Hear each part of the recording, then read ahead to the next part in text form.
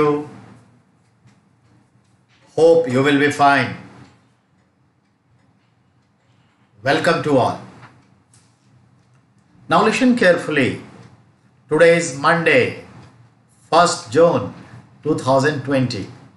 What is the importance of this 1st June? As you know that Indian Meteorological Department, भारतीय मौसम विभाग, पिछले साल तक जो साउथ वेस्ट मॉनसून का भविष्यवाणी करती थी, उस भविष्यवाणी के मेथड्स के संदर्भ में जो आंकड़े होते थे वो 1901 से 1940 के सर्वे पर आधारित था। अब जो 2020 से वो भविष्यवाणी कर रहा है, मौसम की जानकारी, पूर्वानुमान लगाया जा रहा है, परसेप्शन, उसका जो आंकड़ा है वो 1960 से लेकर 2019 तक, यानी 60 वर्षों के आंकड़ों के एवरेज पर पूर्वानुमानित है। और तब ये आपको इस बात से बता रही है। मेरे कहने का ये मतलब है कि पहले और आज के भी संदर्भ में 1 जून का इंपॉर्टेंस ये है कि सामान्यतः 1 जून को केरल के मालाबार कोस्ट यानी केरल में साउथ वेस्ट मॉनसून से भारत की मुख्य भूमि पर पहली बौछार होती है। The first shower of south west monsoon in India's mainland, it is Kerala Malabar Hills western coast. So that is today's important. And since today it is beginning of agriculture year 2020-21, तो ये कृषि वर्ष की भी शुरुआत होती है 1 जून से। This is the importance of June, as you know that. Current affairs में हम आपको जून के सारे डेट्स जो इंपॉर्टेंट हैं बताएंगे, but not here. It is history class. As you know that Monday and Tuesday we have to study history class, GS Foundation History. तो चलिए हम हिस्ट्री क्लास में वैदिक सिविलाइजेशन पढ़ रहे थे, और वैदिक सिविलाइजेशन में जो ऋग्वेदास पीरियड है मैक्सिमम हो गया, जो लेटर वैदिक पीरियड है उसके कुछ चीजें बाकी हैं। It will take time, half an hour to understand. So we have to go through later Vedic civilization or era known as उत्तर वैदिक काल। ठीक है, तो उस पर बात करेंगे। थोड़ा हेडिंग्स डाल देता हूं बोर्ड पर।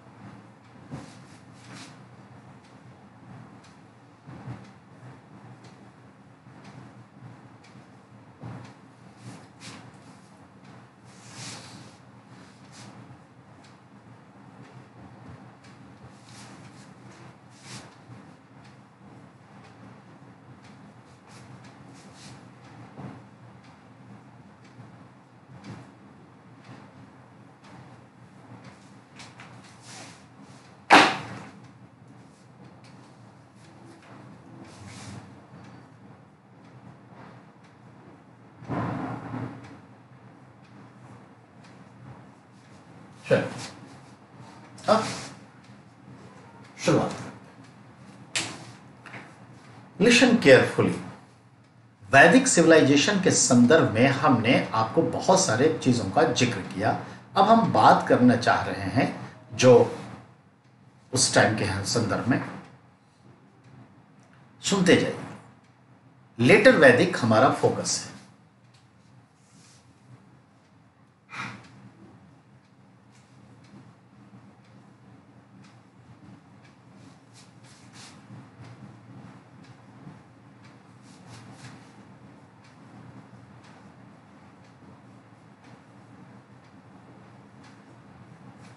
Our focus is later Vedic era. ठीक है।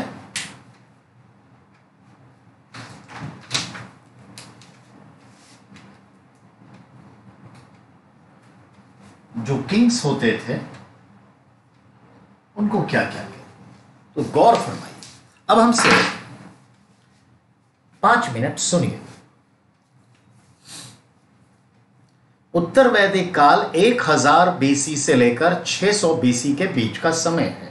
ये जो 6th सेंचुरी बीसी का समय है, that is the last phase of वैदिक era, so called letter Vedic era. That phase is also known for the era of mahajanapadas, 16 महाजनपद का काल।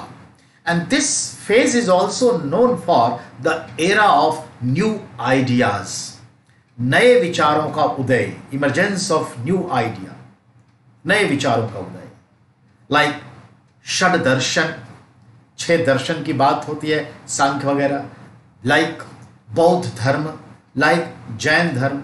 Near about 363 type of the different peoples come to preach their own philosophy known as, काफी धर्म विचारधाराओं को देखते हैं यहां उभरते हुए। And not only here in India, that was general phenomena in across Asia, in West Asia, in China, in Japan, everywhere, in India too. तो ये चल रहा था, ठीक है। एंड नाउ लिसन, हम देखते हैं अब वैदिक काल के लोग जो थे, जो लेटर वैदिक, फोकस्ड माइंड में लेटर वैदिक। लेटर वैदिक में क्या होता है, सरस्वती से गंगा यमुना दोआब तक पहुंचे। अब सरस्वती रिवर से ईस्ट की ओर बढ़ते हुए गंगा यमुना दोआब, और फिर आगे बढ़कर के Gandak river, and from Himalaya के तराई बेल्ट से till Vindhyachal mountain in south. अब लगभग पूरे उत्तर भारत में फैल चुके हैं, ठीक है। अब आइए, उस टाइम में कुरु और पंचाल 2 बड़े जनपद थे, ठीक है। और आज का जो पंचाल है वो आपका फर्रुखाबाद है, बदायूं है, बरेली है, कन्नौज का क्षेत्र है, पांचाल। और कुरु जो हुआ वो आप समझ गए, कुरुक्षेत्र से रिलेटेड, यानी यमुना के आसपास।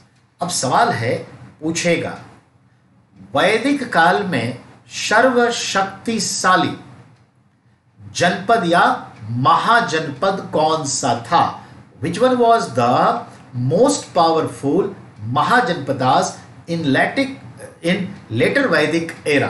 Your answer will be Panchal, where from Panchali belongs, ठीक है, याद रखिएगा। तो वहां पांचाल राज सर्वशक्तिशाली था। The most of Vedic epics written in Panchal kingdom, Panchal Mahajanapada. याद रखिएगा, आपसे पूछेगा ऐसे, अधिकतर वैदिक साहित्य कहां लिखे गए? तो 2 तरीके से आंसर होते हैं। एक तो डायरेक्ट देगा पांचाल महाजनपद, टिक लगाइएगा। अगर महाजनपद का नाम नहीं होगा तो ऐसे होगा, कहां लिखे गए? तो लिखा जाएगा गंगा यमुना दोआब, मध्य गंगा क्षेत्र, मिडिल गंगा वैली। बिल्कुल सही। कन्नौज देखिए यूपी में कहां है? Middle Ganga valley. भूलिएगा मत, हॉट क्वेश्चन आ जाएगा। हम देखते हैं बाद में चल करके मगध और अंग जनपद भी आए। यहां पर आर्यंस जो हैं बसने लगे और आर्यनाइजेशन ऑफ इंडिया शुरू हो चुका था। भारत के जो हम सेमेटिक कहलाते थे, जो हो, मुंडा, कोल, भील, द्रविड़, जो यहाँ का स्थानीय नेटिव थे, उन सब का आर्यकरण हो रहा था, आर्यनाइजेशन हो रहा था, यानी एक तरह से धर्म परिवर्तन हो रहा था। तो आर्यनाइजेशन में सबसे ज्यादा देखते हैं मगध क्षेत्र में और अंगजेब में। ये नए नए राज्य उभर के आए थे आर्यनाइजेशन के कल्चर में, ये मतलब है, ठीक है। तो ये ध्यान रखिएगा। अब आर्यनाइजेशन जो हो रहा था आर्य समाज के क्षेत्र, तो याद रखिएगा। तो कहा जाता है कि इनमें से आर्य समाज के कौन से क्षेत्र नहीं थे? तो बोलिएगा मगध और अंग जनपद। बाद में चल करके हो गया, तो मगध और अंग जनपद वाज द लास्टली मर्जिंग इन आर्यनाइजेशन। अब है मगध के जो क्षत्रिय होते वो क्या कहलाते? The Kshatriya of Magadha is called Vratya Kshatriya, यानी उतने अच्छे क्षत्रिय नहीं है, यानी कन्वर्स्ड है, ये मतलब है। अगला, 4 पर्वतों का जिक्र आया है। In Vedic epic there are 4 mountains reference, one is called the Trikut, जिसको आप चित्रकूट के रूप में आप कह सकते हैं, ठीक है। तो त्रिकूट पर्वत, इसी को कहते हैं त्रिकूटा।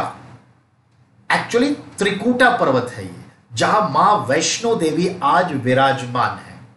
तो त्रिकूटा पर्वत का जिक्र है, कैंजे का जिक्र है, मैनॉक का जिक्र है। मैनॉक आज हिमाचल प्रदेश में है, तो याद रखिएगा। अब इनके राजनीतिक संगठन के रूप में देखें तो राजा की उत्पत्ति राष्ट्र से शब्द से हुआ है, जनपद, जनपद से सम्राट, विराट, एक राट। ध्यान देंगे, पूर्वी भारत में गौर फरमाएंगे, जो ईस्टर्न पार्ट था आर्यंस का, वहां के राजा सम्राट कहलाते। Example, Magadh empire, Pataliputra known as samrat, जो पूरे राज्य को एक सूत्र में बांध दे, एक राट।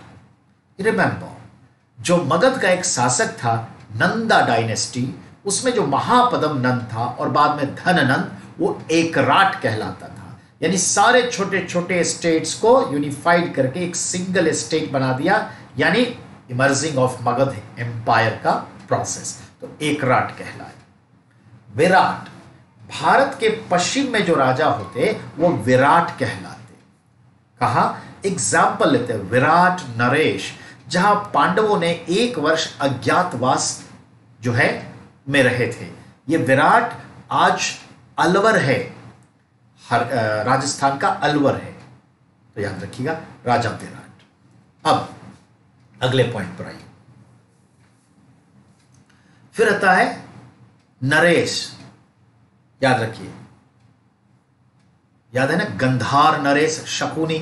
तो कहां है गंधार? नॉर्थ वेस्ट में। तो इंडिया के नॉर्थ वेस्ट में जो किंग्स होते उस टाइम में क्या कहलाते? नरेश। तो देखा, north west Naresh, west side Virat, ठीक है। Central India, sorry east India सम्राट, एकराट, पर सम्राट पे ध्यान देंगे। सेंट्रल इंडिया जो था, मध्य प्रदेश, गुजरात का टचिंग पार्ट, वो क्या कहलाते? भोज, राजा भोज। परमार वंश में भोज का टाइटल होता था, तो भोज कहलाते थे, ये ध्यान रखिएगा। अब आइए, मैंने बताया था राज्य अभिषेक के वक्त राजा को 17 प्रकार के जल लेकर 100 छिद्रों वाले वेजल्स में उसके माथे पर शिक्त किया जाता। Abhishek with 100 holes vessels, 17 different waters. तो ये होता, राजा का शक्ति आगे बढ़े उसके लिए एक यज्ञ होता, वाजपेयी यज्ञ, जिसमें रथ का दौर होता, बैल का दौर होता। राजसूय यज्ञ किया जाता था राजा के संदर्भ में आगे बढ़ने के लिए, उसका महत्व बढ़े। राजसूय यज्ञ, अश्वमेध यज्ञ, राज्य को जीतने के लिए किया जाता था, अश्वमेध यज्ञ। इस अश्वमेध यज्ञ में राजा अपने नाम का एक घोड़ा छोड़ता, उसके साथ चंद सिपाही भेज देते और कुछ चीजें अखबार पे, कागज पे, उस टाइम में तो क्या कहते हैं, कपड़े थे, कपड़े पे लिख दिया जाता कि जो कोई भी अपने राज्य से, पड़ोसी राज्यों में छोड़ा जाता था घोड़े को, जो कोई भी अपने राज्य से इस घोड़े को गुजरने देगा, वो घोड़ा नहीं, वो राजा का प्रतीक है, गुजरने देगा, वह मान लिया जाएगा कि उस राज ने इस राज्य की अधीनता कबूल ली है, वो स्वतः शासन करेगा, प्रशासन करेगा, पर वो अंडर दिस स्टेट होगा। ये जिसे इस बात की आपत्ति है वो घोड़ा रोक के चैलेंज करे और फिर हमारी सेना से लड़े। अगर वो जीत गया तो ठीक है, वो स्वतंत्र राज्य है। अगर हार गया तो उसके राज्य को इस राज्य में मिला लिया जाएगा, मर्ज कर दिया जाएगा। यानी अगर जाने दिए तो you are autonomous state, but under this state if you have fight and if you are defeated then you have to be merged in the this state. तो वो था अश्वमेध यज्ञ। ये अश्वमेध को घोड़ा जब घूम करके अगर जीत के आ जाता और राज्य में आता तो उस घोड़े की हत्या कर देता, वध, राजा करता अपने तलवार से, उसका पूजा पाठ होता, बहुत सारे उसकी शक्तियां राजा अपने में ले लेता, उसका वध करता, और वध करने के बाद उसके मांस सारे आर्य समाज के लोग खाते थे। याद रहे, आर्य समाज के लोग घोड़े का मांस तो छोड़िए, गाय का भी मांस खाते थे। गाय आर्थिक रूप से उनके मूल्यों की इकाई थी, बैकबोन ऑफ इकोनॉमी थी, वो कभी धार्मिक नहीं रहा। 6th सेंचुरी में गौतम बुद्ध जो है, जब देखेंगे खेती बड़े पैमाने पर हो रहा है, पशु संसाधन का नुकसान नहीं होना चाहिए, तब गाय को वो इकोनॉमिकली उनको सामने में और रखेंगे, अन्नदा वन्नदा सुखदा, गाय मत मारिए। और उनके प्रवचन को लोग सुन सुन के 1000 साल बाद गुप्त काल में आकर के गाय के प्रति निष्ठा और माता तुल्य स्थिति में लेके आएंगे, वो भी उनकी इकोनॉमी के ही ख्याल से।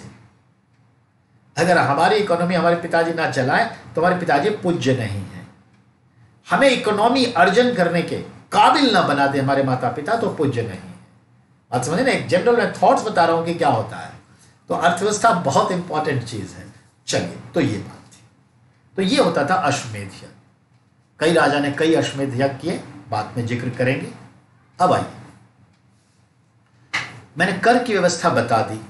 ऋग्वेद काल में कर नहीं थे, अब कर हो गया और कंपलसरी हो गया। अब आइए, टैक्स कौन देता? तो जो वैश्य समुदाय के लोग थे, जो इकोनॉमिक एक्टिविटीज से जुड़े हुए थे, वही टैक्स देते थे। अब है, जो स्त्रियां होती थी, वाद विवाद में उन्हें अनुमति थी, भाग लेते थे, और ट्यूटर उनको घर पर पढ़ाने आते। बहुत सारी ऐसी जो है हमारी विदुषी स्त्रियां दिखती हैं, जिनका नाम मैं लिख देता हूं बोर्ड पर, जो हमारी विदुषी महिला थी और कई वेदों की कई ऋचाएं उन्होंने लिखी हैं। ठीक है, तो ऐसी विदेश मतलब जो स्कॉलर्स लेडी थी,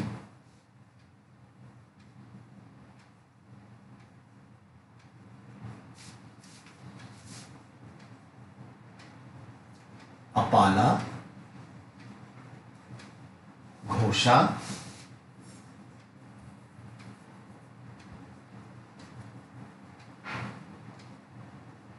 सिक्ता, विश्वरा, लोपा मुद्रा,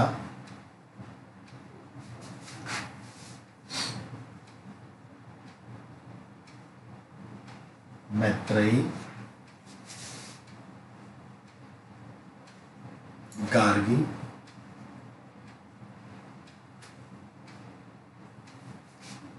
ये कुछ नाम है बेटा जो सवाल आएगा। अपाला, घोषा, सिक्ता, विश्वरा, लोपा मुद्रा, ये लोपा है बेटा, एल है, लोपा मुद्रा, मैत्रेयी, गार्गी।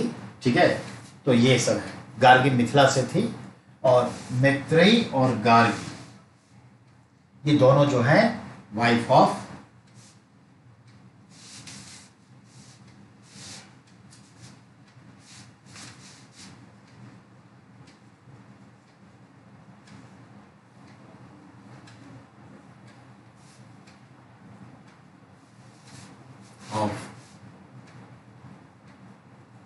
स्कॉलर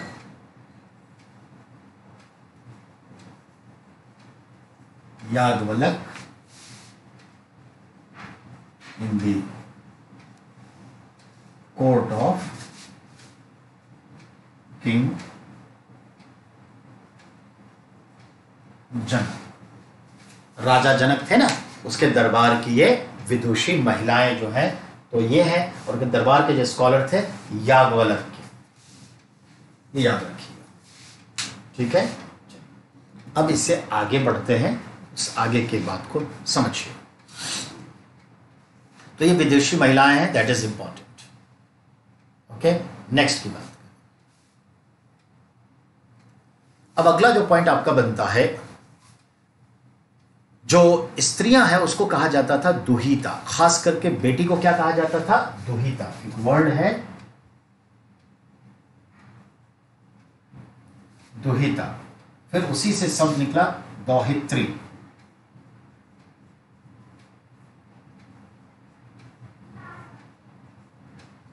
दौहित्र, गोहंता, गौधूली, ठीक है, अब जरा ध्यान दें। ऋग्वेद काल में पशुओं को, गाय को दूहने का, येल्डिंग का काम जनरली कौन करते थे? तो येल्डिंग का काम स्त्रियां करती थी, खास करके बेटियां अगर बड़ी है तो वो करती थी। तो बेटी को जो दूध निकाले गाय का तो दूहिता कहलाया। अब यही बेटी की जब शादी होगी और जब नाती नतनी होंगे तो नाती का नाम दौहित्र और नतनी का नाम दौहित्री हो जाता था। नाती नतनी तो समझते हैं ना, दौहित्र और दौहित्री। प्लस गौहंता, हंत मतलब किली, गौ मतलब गाय, गाय को मारना। यानी जब गेस्ट आते थे ना, मेहमान, तो गाय मार के खिलाया जाता था। जैसे आज मटर पनीर लाते हैं, मुर्गा लाते हैं, मटन बनाते हैं, चिकन बनाते हैं, जिसका जैसा घर है उसके हिसाब से करते हैं। तो याद रखिएगा, तो गाय जिसके आने पर मारी जाए, यानी मेहमान के आने पर, तो मेहमान को क्या कहा गया? गौहंता। और शाम को गाय जो है चर करके आ जाती थी पास्चर लैंड से, तो लाखों लाखों तो नहीं, हजारों की संख्या में जो गाय होती, तो गाय के पांव से, खुर से धूल उड़ते थे। तो शाम जैसी संध्या होती और शाम को ही गाय लौटती तो गौधूली। तो इवनिंग के लिए वर्ड यूज हुआ है गौधूली। चलिए इसको अब फ्री कर देते। अब आइए, आश्रम व्यवस्था की बात हुई थी, याद होगा कि 4 आश्रम थे। ब्रह्मचर्य आश्रम नहीं, गृहस्थ आश्रम, वानप्रस्थ आश्रम, संन्यास आश्रम, ये बात हो गई थी।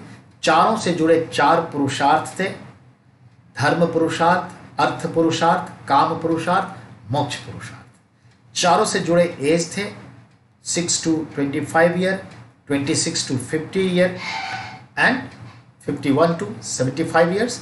और संन्यास आश्रम के लिए क्या था? If you are alive more than 75 years, and that was only for Brahmin. And this sannyasa ashram first time given referenced by a Upanishad, एक बुक है उपनिषद नोन एज जाबलोपनिषद। तो जाबलोपनिषद में पहली बार जो है संन्यास आश्रम का जिक्र आया है। तो ये याद रखिएगा। हमने 16 संस्कार की बात की थी कि ये 16 संस्कार क्या क्या है, गर्भधारण से लेके दाह संस्कार। Now it's time to be talk about 6 darshan, shad darshan, उस पर बात करते हैं। मिटा देता हूं इसे।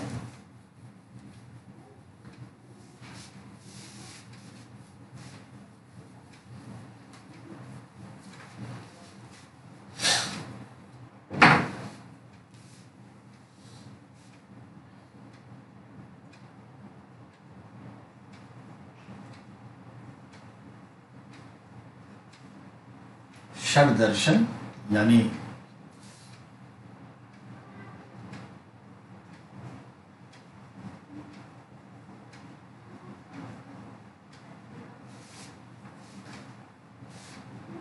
Six philosophy.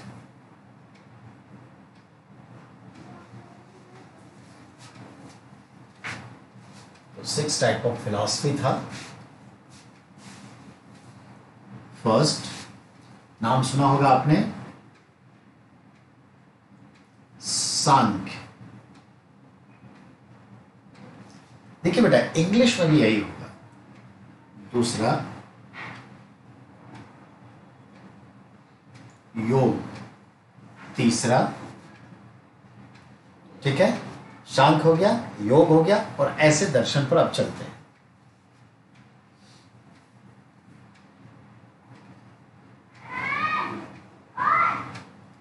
न्याय, ठीक है, और इसी तरह से 3 अगला जो है आपका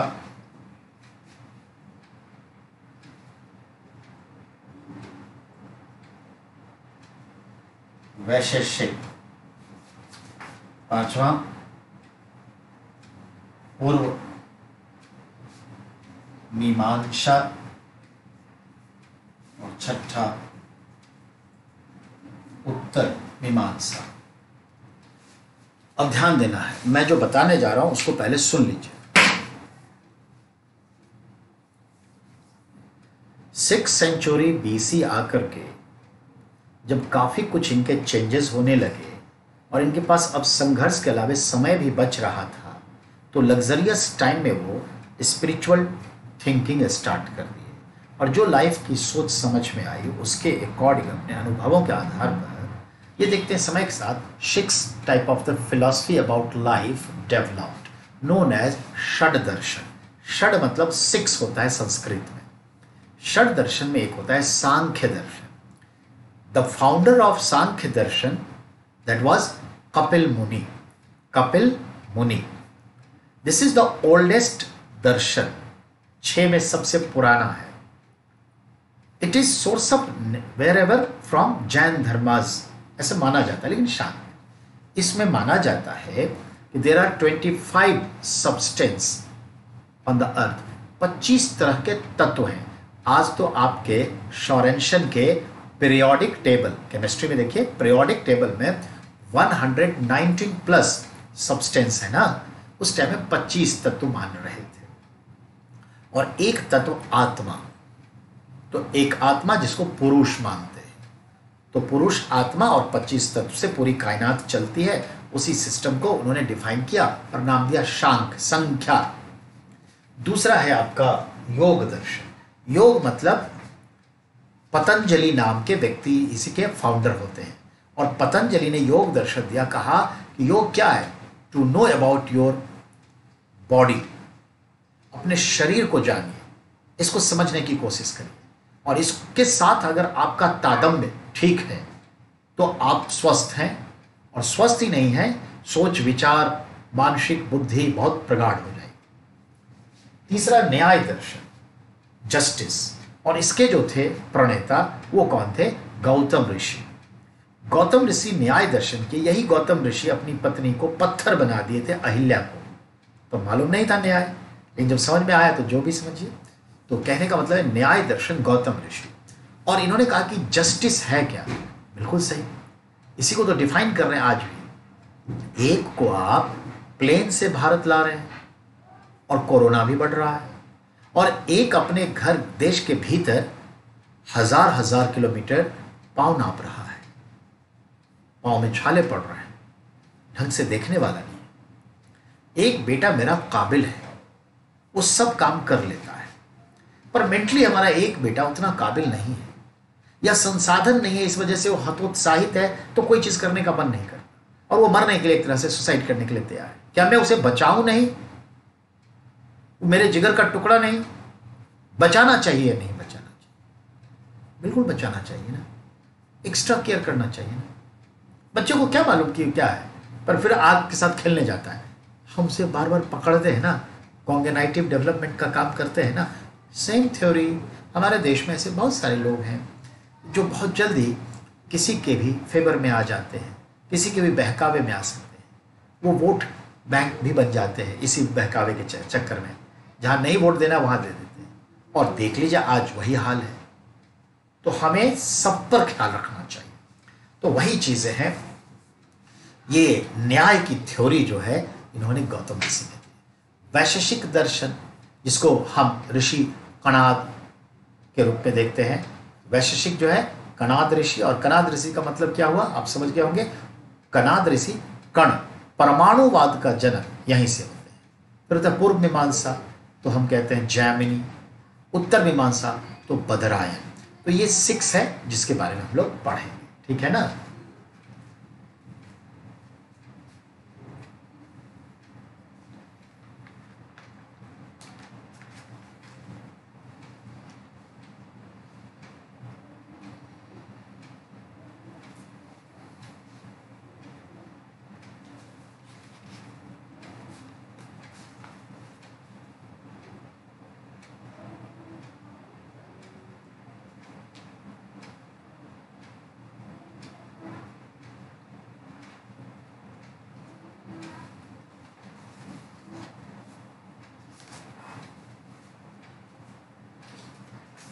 चलिए तो बेटा बात करें हम, सांख्य दर्शन कौन हो गए, कपिल मुनि।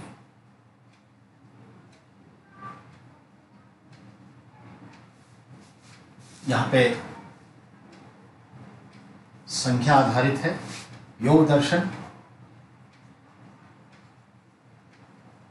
पतंजलि, न्याय दर्शन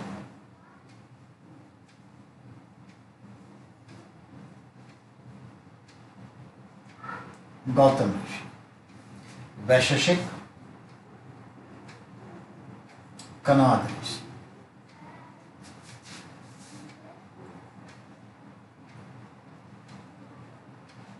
फाउंडर ऑफ एटॉमिक।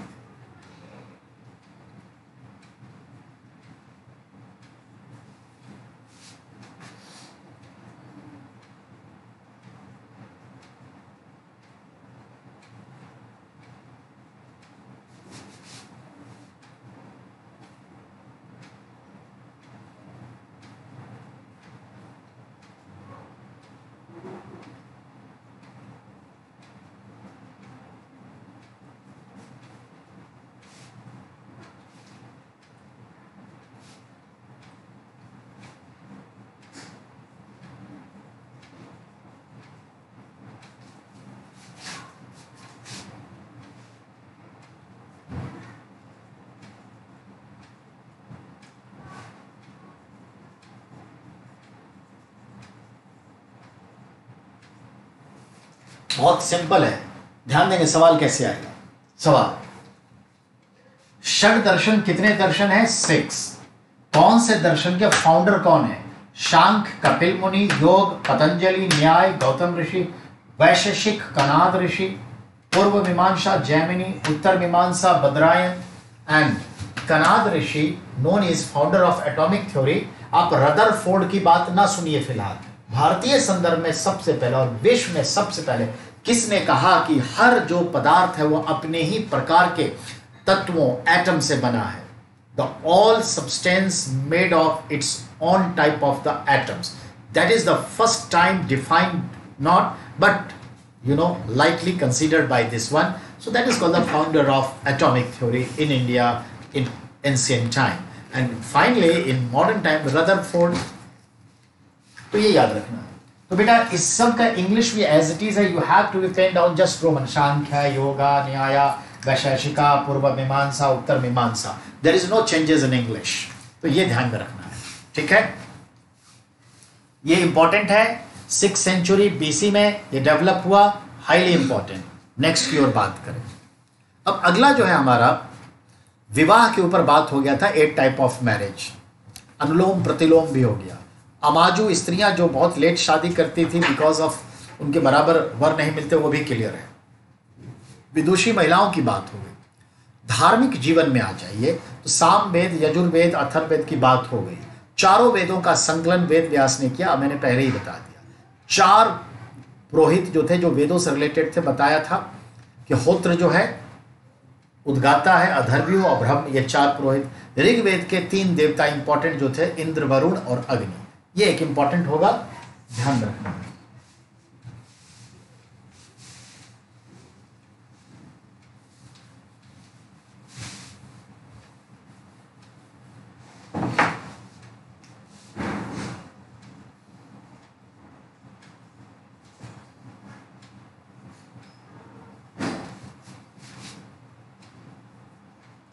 इंद्र,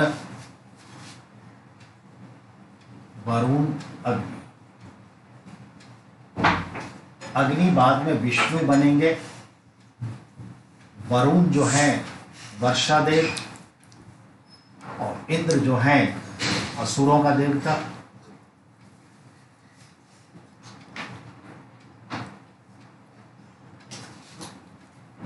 और ये जल देवता, और ये वर्षा देव। ध्यान देना है। आपसे एक सवाल करेगा कि वैदिक काल में ऋग्वेद काल के तीन प्रमुख देवता कौन थे? 3 most important god. The first Indra, he known as the असुरों का देवता। Second known as Varsha Dev, rain god. Varun water god, पूरा जल। और अग्नि, आग, विष्णु देवता। यज्ञ को अग्निदेव माना जाता था, यज्ञ को। तो ये याद रखना है। अगले पॉइंट पर आ जाइए, ठीक है। अब अगला है, इनकी जगह पर 3 महत्वपूर्ण हो गए लेटर वैदिक में, प्रजापति, ब्रह्मा, विष्णु, महेश। अब देखिए ये 3 जो है समय के साथ क्या हो गए, लेटर वैदिक में। अब आगे प्रजापति,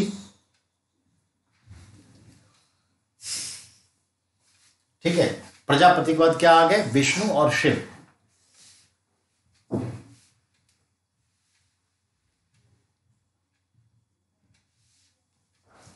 अब उत्तर वैदिक काल में ये तीन देवता इंपॉर्टेंट हो गए, प्रजापति, विष्णु और Shiva. Prajapati non creators, Vishnu non पालनकर्ता, शिवा डिवास्टेटर, खत्म करने वाला। तो ब्रह्मा जो है प्रजापति से रिलेट कर गए, ब्रह्मा प्रजापति, तो ये क्रिएट करते हैं वर्ल्ड। और विष्णु क्या है? Maintain the world, and Shiva destroying the world. ये कॉन्सेप्ट लेके आया। अब आइए बहुदेववाद, बिल्कुल बहुत सारे देवताओं को मानते थे, तो मल्टी गॉडिज्म था। मूर्ति पूजा देखा जाए तो था या नहीं, तो माना जाएगा कि मूर्ति पूजा थी, क्योंकि महाभारत में मूर्ति पूजा का उल्लेख है। चलिए अब आगे बढ़ते हैं हम लोग।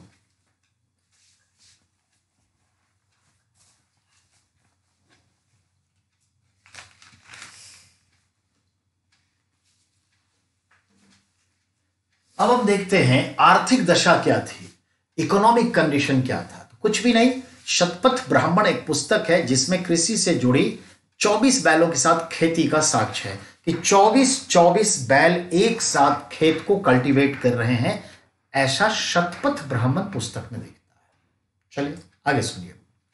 काठक संहिता है जिसमें 24 हलों का जिक्र है, यानी एक साथ 24 हल चल रहे हैं, ये चीज है। अगला हम देखते हैं उद्योग धंधे। तो वस्त्र निर्माण होता था, डॉक्टर को भिषक कहा जाता था, कुलाल यानी कुम्हार होता था, रेशम को कौश कहते थे, सुई को सूची कहते थे, टीन को त्रकु कहते थे, और सोना को हिरण्य कहते थे। यानी ध्यान देंगे, गोल्ड क्या कहता?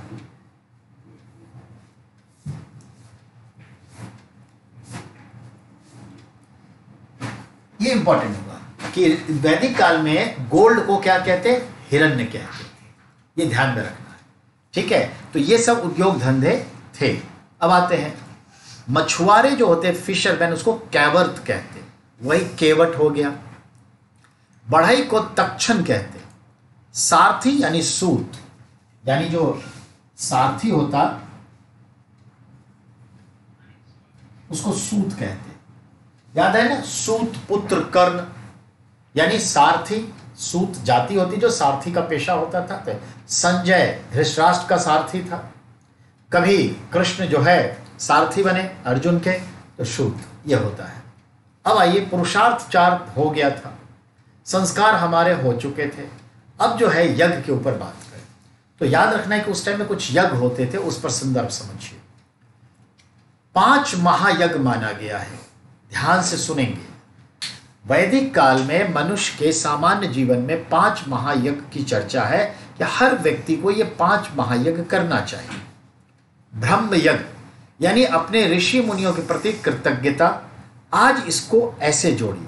उस जमाने में ऋषि मुनि ही ये पढ़े लिखे स्कॉलर्स थे, विद्वान थे, वैज्ञानिक थे, दर्शन शास्त्री थे, जो हमारी तमाम समस्याओं को, शिक्षाओं को आगे बढ़ाए। तो हमने उनके प्रति निष्ठा व्यक्त करते हुए कहा पूजनीय है, उनके लिए समय समय पर पूजा अर्चना करिए, उनकी आत्माओं के लिए, वो ऋषि के लिए। तो क्या कहलाएंगे? ब्रह्म यज्ञ।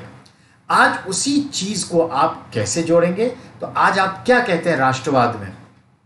देश की आजादी के लिए जो हमारे मर मिट गए स्वतंत्रता सेनानी, उनको अपने दिल में बसाइए, ऐसा ही ना आपके मूल कर्तव्यों में लिखा है, तो यही समझ लीजिए।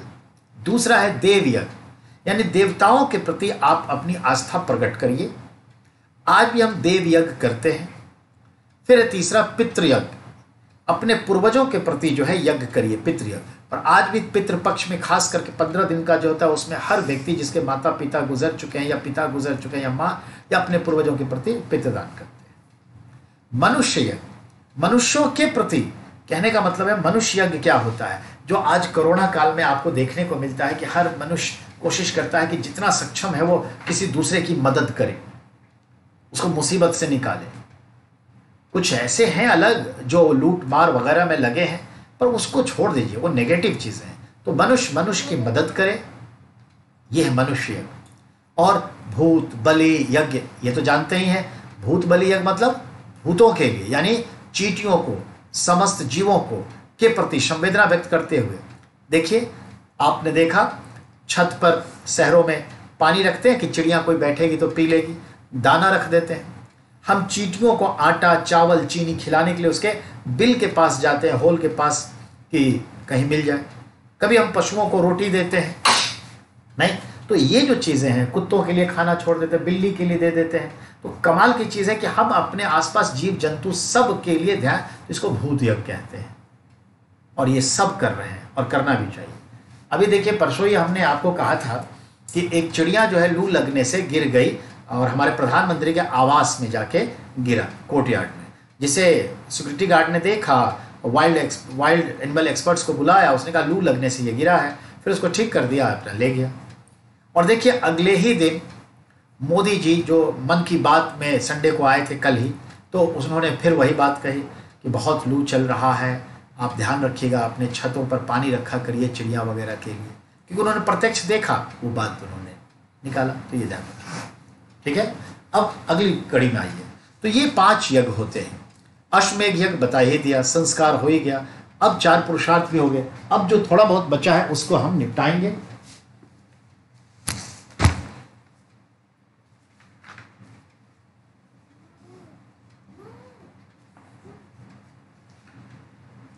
अब ध्यान दे बेटा, 4 वेद हो गए, ब्राह्मण ग्रंथों के आधार पर अर्णक्य हो गया, उपनिषद हो गया, मंडकोपनिषद वगैरह सब हो गया।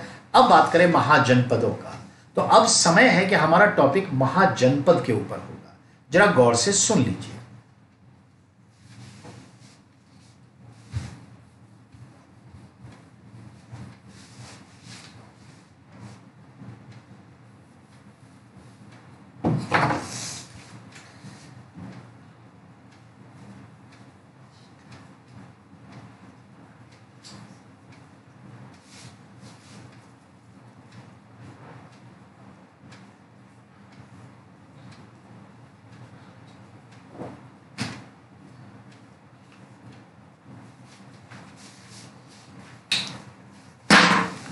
ध्यान से सुनेंगे। हमारा नेक्स्ट टॉपिक है 16 महाजनपद, 16 महाजनपद। इसका अर्थ यह हुआ कि ये 16 महाजनपद 6 सेंचुरी बीसी में आकर के एस्टैब्लिश्ड हुए, जो एक सांस्कृतिक क्षेत्रीय इकाई के रूप में स्थापित हुआ। इन 16 महाजनपद का समय 6 सेंचुरी बीसी है। इसी समय इन्हीं महाजनपदों में से देखते हैं महावीर स्वामी का जन्म होगा और गौतम बुद्ध का जन्म होगा और भी कई सलाका पुरुष जन्म लेंगे। षड दर्शन भी इसी समय का है।